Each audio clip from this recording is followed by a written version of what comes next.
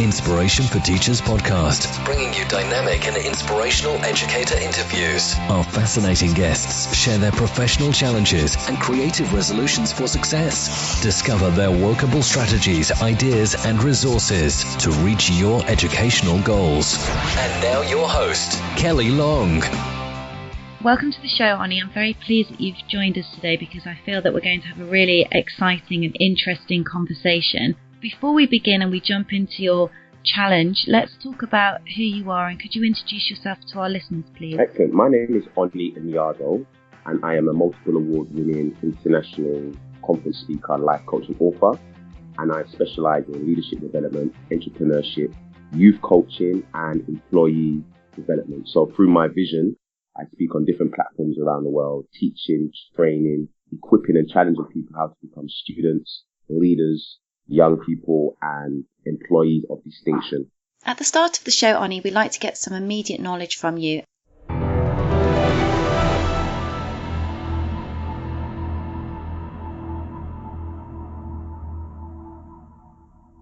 And you have some great advice surrounding being an entrepreneur and how you can use life skills to create an entrepreneurial path for yourself. So please, can you give us some top tips and advice as to how to start a media house, for example? Definitely locate individuals who have gone ahead of you. Mentors, you can find them online. So if you want to get into the apps industry, create an app, go online, connect with people on social media who have done that already. Readers are leaders. You know, being current is the currency of life, number 2. So always read journals in your chosen field. 3, you need to have this undeniable, unquestionable passion for your vision, because it's not going to be easy. There's going to be times when, you know, people are going to disrespect your vision, disregard your vision. Even you're going to feel like giving up. But, you know, have this unquenchable passion for your vision. You know, no business is overnight. So make sure you have a little part-time job and you've got some sort of income coming in. You know, I found that in the past. It's very hard when you ain't got no money to even just to, you know, buy credits or go on the phone or whatever. So make sure you've got some sort of income, coming in. And finally, is think big. Think global. We're living in a global village. You can do business with people in China. I mean, I know 14-year-olds and 15-year-olds who are doing business with people in China and India online. And I think that leads on quite nicely to our first question, what excites you right now about the education profession? Definitely an exciting time. The fact that I believe that life skills and entrepreneurship are now being interacted with mainstream education. And in your opinion, what do you think is the biggest life skills message we need to get across to young people?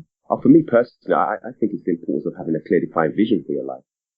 I think if you're 11 years of age or you're 16 years of age on the verge of going to college and then university, you need to have a 5-year minimum vision, in my opinion. You know, they say creativity makes the world go round, but without a vision, you can't go anywhere. And how do you think we best equip young people to do that? Because I very clearly remember being that old and thinking, I haven't got a clue what I want to do. And I think I had quite good parents steering me in the right direction. But even still, there are a lot of young people out there that don't have that direction. So how do we help young people to do that? First and foremost, you have to make a young person identify their gifts and their passion, because their gifts and their passion is connected to their vision. So, for example, if you're good at maths, you like maths, there's a good chance you might go down the accountancy role or the financial sector role. If a young person hasn't identified or their gift hasn't been identified, their talent and their passion hasn't been identified, then it's very difficult for them to write and run with a vision.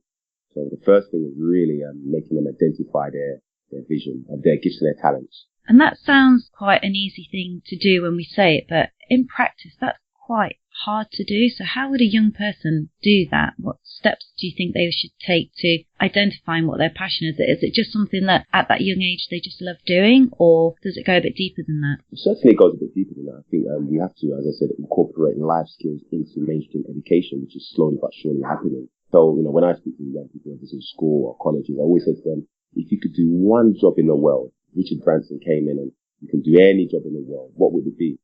And 9 times out of 10, you know, they say, oh, I'd like to be an accountant, or I'd like to be a chartered, surveyor or graphic designer. So they know the answers then. You're just probing them out of them. And then I guess just putting a path in place for them to get to that goal. Yes, is that right? Yes, certainly. Hence having a 5-year vision. So if you're an 11-year-old, for example, you want to be a graphic designer and that's your passion and you're good at drawing, you've got to start taking baby steps. You've got to identify, okay, in 5 years' time, I'm leaving school to go to college. What are the qualifications that I need? What GCSEs do I need? And you start working from there. If you haven't got a vision for your life, you're just going to be average at everything and great at nothing. And that's really interesting because you're talking about what should be exciting young people, but let's flip the coin slightly and let's go to what would you most like to change about education, and in your opinion, why do you think that's not been possible? I think, as I said before, I think certainly it's introducing the whole entrepreneurial enterprise aspect of life. Because life is now, it's not just wake up in the morning, rush to work, sit inside, get a job for 25 years. It's changing now. It's slowly but surely changing. The reason why there hasn't been a bigger shift and a bigger change, I think, is the mindset of people in power and people of influence who just believe that the old school is the best way, and unfortunately the old school isn't that way. So I think it's not just at the grassroots, it's at the top level as well. Young people, the world is, we're living in a very dynamic world now, so there's no such thing as job security, let alone a 25-year job security.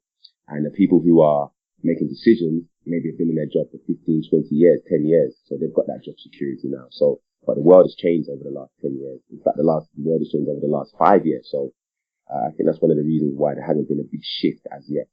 I think you're right. So many of my other guests that come on the show have the same kind of opinion, that they really want to see education evolving and changing and becoming more dynamic. But then that's where I come in, and many other people come in, and themselves, we go in there and we motivate them and inspire them. And, I always tell young people, just don't think outside of the box. Use the box to step on, to see new possibilities and opportunities. Because there's many opportunities out there, too many opportunities out there, really. But you need to have a clear, defined vision first and foremost. I really like that analogy, stepping on the box. It's really good. I'm going to use that one. Yeah. It's a quote from one of my books that I'm releasing in the next few years. Anyways, but the full quote is, entrepreneur, just don't step on the box. Use the box to see new possibilities and opportunities and becoming distinguished. Because we always say, don't look at, think outside of the box. That's great. It's important, but use that box. You'd be surprised if the world really is your oyster. Sign up via the website to receive our Inspiration for Teachers Community Digest and receive all of our best recommended resources and our top played podcast episodes. So we're going to move on to a challenge that you're going to delve into with us. And I think I'm right in saying that it's very much linked to your own personal experience of growing up as a young person and very much getting into trouble, and how you've come out the other side of that and how that message goes out to schools and young people in those schools. So could you just take us back a little bit and walk us through that journey, please? Okay, well, I was born and raised in Hackney, East London, to a 2.4 family, my father, my mother, my sister, and myself. Fortunately, at a very early age, my dad left. Thankfully, we reunited, I think, 4 years ago on Father's Day. I went through the education process, school, college, university. When I got to university, I began living a particular life called a street life. Them times, there wasn't really gangs per se, but, young men, we didn't have no vision, we didn't have no purpose, so we lived a criminal life. And unfortunately, in that experience, that 10-year period, some of my friends got murdered. I nearly got shot dead, prison twice, so I really lived that life. Got fed up of being fed up. And I knew there was something inside of me so strong that was better than going to prison and dodging bullets and living a crime lifestyle and, living that illegal life. I knew there was something inside of me so strong. I didn't know what it was. So the only job I saw myself doing was becoming a counsellor working in Haringey in North London. That was my only job, but I didn't really knew how and why I could get there and how I could get there. So that was my vision, quote unquote. And in 2008, after being fed up, I became a Christian. And then from then, my story changed. And then I found my gift and my talent and my passion. And I began running with my vision, which was really to, challenge people to become distinguished in their chosen field. And can I take you back a few steps? Because that's quite a transition and a huge jump. I think a lot of young people do feel confused and can quite easily get caught up in a lot of trouble without really realising what steps they're taking, and it can be out of their control before they realise what's going on. So how do you go from being in that situation where you've been in trouble, you've been to prison, and how do you change your life around? How do you make that step? I mean, you said you were fed up with being fed up, but that sounds like quite a big mountain to climb when you're at kind of rock bottom. How did you do that, and how can other people learn from you? You summed it up. I was fed up with being fed up. Another quote from one of my books is, your comfort zone is not that comfortable. Your comfort zone. So if you're not fed up as a young person, and not every young person is involved in gangs, and I'm not going to go to prison, but many people are caught in a prison of mediocrity. Many people are caught in a prison of fear. Many people are caught in a prison of lack of vision. So you have to be fed up of being fed up of your surroundings. And as you said, I love the analogy. It's like climbing a mountain. He has to let go of some baggage. You can't take everything with him. So you need to become distinguished. You need to, come out of that mediocrity zone of mediocrity. You've got to get rid of some friends. You've got to get rid of some attitudes. You've got to get rid of that lazy procrastination mindset. And the most powerful war going on is in the mind. You know, and the key is my gifts and is your gifts and your passion. What do you want to be in life? And mainstream education doesn't ask you what you want to be in life. 9 times out of 10, it tells you what you have to be in life. Yeah, that's very true. I was reading something recently, and if you have an education, it gives you a living, but what being an entrepreneur and finding your creative spirit allows you to do is live the lifestyle that you want to have and become the person you want to become. So it's really powerful what you're saying, and I think a lot of young people will resonate with that. So you take your story now and you go into schools to support pupils in those situations and to help them make that transition. So can you just explain to us a little bit about how that works for us? Okay, fantastic. So yeah, I've created a life coaching program, how to become a pupil of distinction. So through there, I do workshops or presentations, and I cover 6 subjects: vision, excellence, time management, creativity, determination, and goals. And obviously I talk about incorporate my story from detention to distinction. I'm talking about goals, having a daily goal. Just don't wake up in the morning and go to school and sit down. Go online, start reading blogs, start reading articles, start going on LinkedIn. I mean, many young people don't know what LinkedIn is. Connect with the like-minded people. If you want to become a lawyer, connect with lawyers online, and then so how to become a pupil of distinction really challenges them to have a clear defined vision, constantly raise the bar of excellence. Surround yourself with like-minded people. Because 9 times out of 10, the people we surround us with will determine where we go in life. That famous quote by Jim Rohn, and he says you're the average of the 5 people that you spend the most amount of time with. So it's really interesting what you were saying about if you've got an idea and a passion for what you want to be when you're older, then connect with those people through those social media platforms. And the really interesting thing now is that facility is available for young people. They can go out there and they can do that, whereas back in the day when I was growing up, none of that existed. No. You had to write your CV in a letter and post it off. We're in really creative times now, and I think that's a really good way of driving your passion forward and making it real, because you can do that.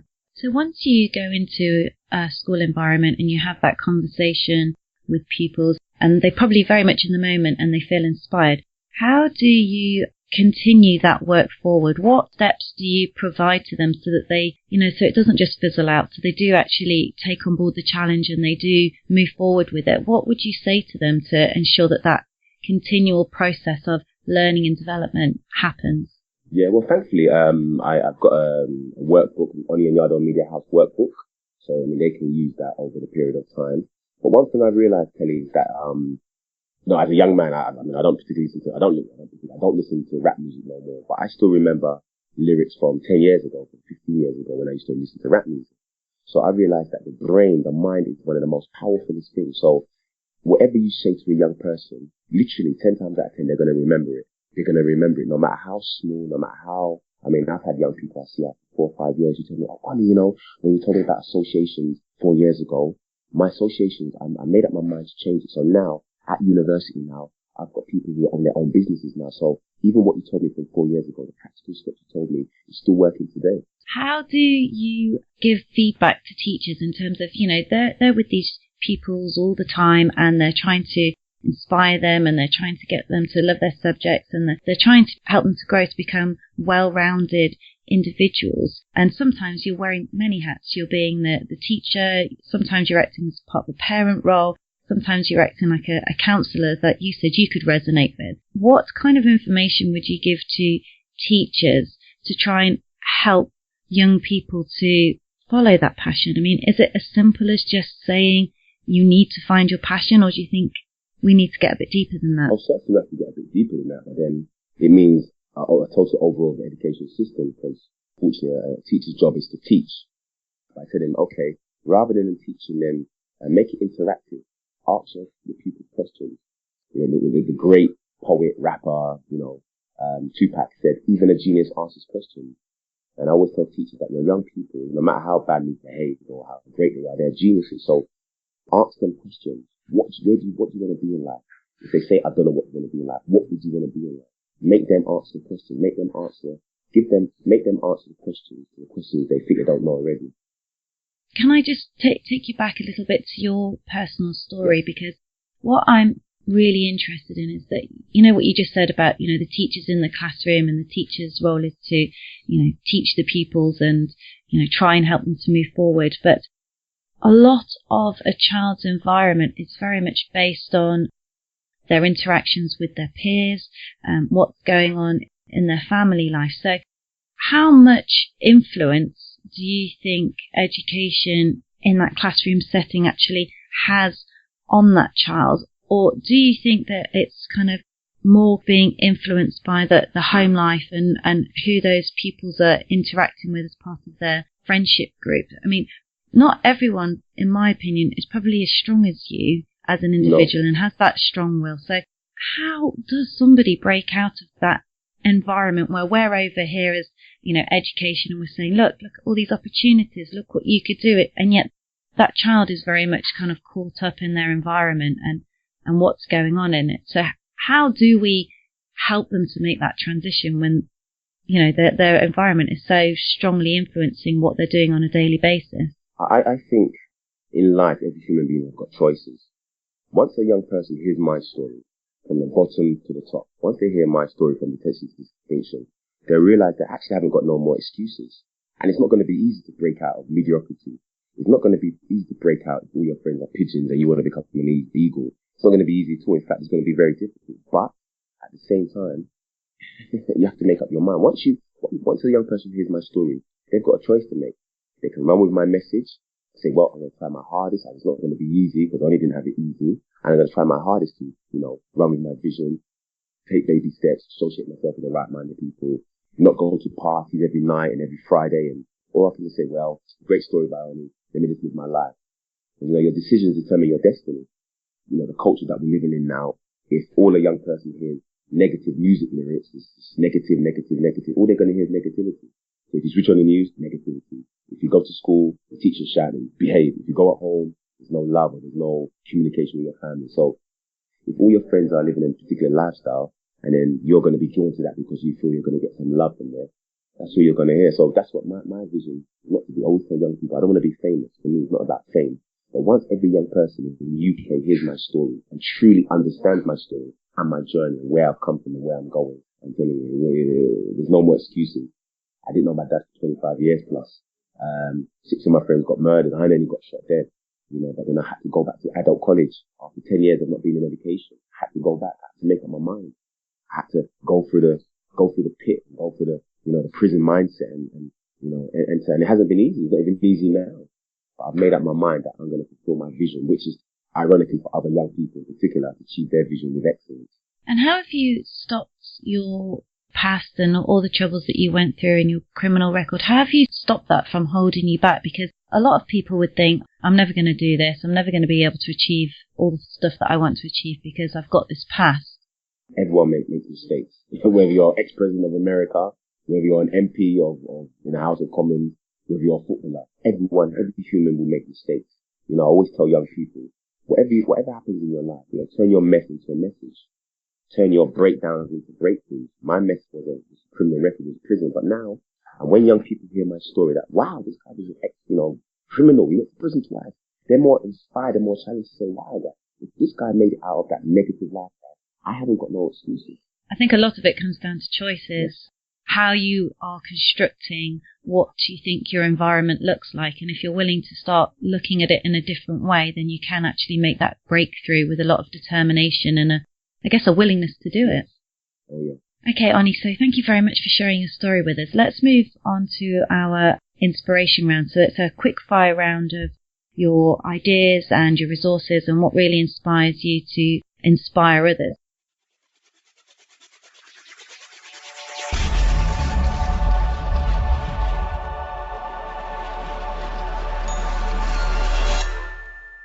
Let's go on to your proudest moment, and I'm sure it probably links back to what we've discussed, but could you take us there, please? Okay, I would say my proudest moment, when you sent me the question, I was like, wow, I've got quite a few, but I would say it was a toss-up between my TEDx, my TED Talks, or my first international speaking engagement. So I would have to say my proudest moment. So, but in saying that, I've self-published my first book with no money, with no laptop. So I would say my proudest moment was self-publishing my first book for my distinction legacy.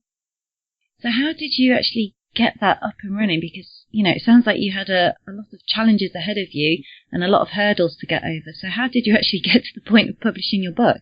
Well, I remember when I got the idea, and I see the creative idea to write the book at the time in 2009 or 10, I was at my mum's house, and I had a penny to my name. So all I had to use was scrap paper. And that's one of the things I always speak to my audience about determination, because I saw the bigger picture. I saw my books running around and selling around the world. I saw myself, at a time, maybe possibly speaking around the world. So, and then I got a part-time job, and I used a computer at my work. And then, suddenly someone just, gave me money. Said, you know what? I like your vision. I like your passion. And then the story started from there. Probably been on the receiving end of this next question quite a lot, especially when you were going through the education system, but you probably got a different vision of it now and a different view of it. So what would be the best advice you've ever received? I would say, I remember I was following Richard Branson on Twitter, and he said something on the lines of, with your vision on social media, just post out. Just keep on posting. And for me, that was profound. Just keep on posting. Social media is free of charge. You never know who's going to see you, and that's come true so many times. Thank you, Onyi. That's really cool. So let's move on to your sources of inspiration. Wow, that's a good one. I like Richard Branson, and his vision, transcends different races and different places around the world. So most people are, I presume, following Richard Branson on Twitter. If you're not following him, follow him. I think it's me. Not to sound corny or not to sound arrogant, but it's me. I realized that my biggest inspiration is myself, my creativity, is my thought leadership. Because it's inspiring so many people. Just the other day, 4 people came up to me and said, you know what, Onyi, you've really been challenging us on social media. I'm really running your message. My life has changed. I'm like, wow. It sounds like you've really tapped into all of your creativeness, and that really links on nicely to this next question, because I think you've got lots of personal habits that work for you over and over and again, and what I'm picking up is drive and determination. But what personal habit do you think you have that you use every day that young people or anybody listening to this episode would learn from?